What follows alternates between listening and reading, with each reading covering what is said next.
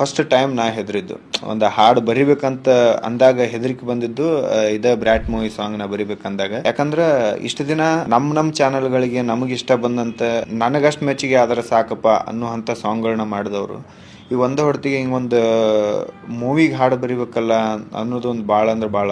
ಒಂದ್ಸಲ ನನಗೆ Arjun sir call ಮಾಡಿದಾಗ, ಸರ್ ಹಿಂಗೆ ಆಗತ್ತೈತ್ರಿ, ನಾ ಏನು ಮಾಡಲಿ ಅಂತ ಕೇಳಿದಾಗ ಅವ್ರು ಒಂದೇ ಮಾತು ಹೇಳಿದ್ ನನಗೆ, ಮಗ ನೀ ಏನು ತಲೆ ಕೆಡಿಸ್ಕೋಬೇಡ, ನೀನು ಪಿಕ್ಚರ್ ಹಾಡ ಬರೆಯಕತ್ತಿಲ್ಲ, ಒಂದು ನಿನ್ನ ಜಾನಪದನ ನಿನ್ನ ಚಾನಲ್ಗೆ ಬರೆಯಕತ್ತೀನಿ ಅನ್ನೋ ಒಂದು ಮನೋಭಾವನೆ ಇಟ್ಕೊಂಡು ಅದನ್ನ ಬರೀ ಸಕ್ಸಸ್ ಆಗುತ್ತೆ ಅಂತ ಒಂದು ಮಾತು ಹೇಳಿದ್ರೆ ನಾನು ಅದನ್ನ ಕ್ಯಾರಿ ಮಾಡ್ಕೊಂಡು ಆ ಹಾಡ ಬರ್ದೇನಿ ರೀ ಸರ್.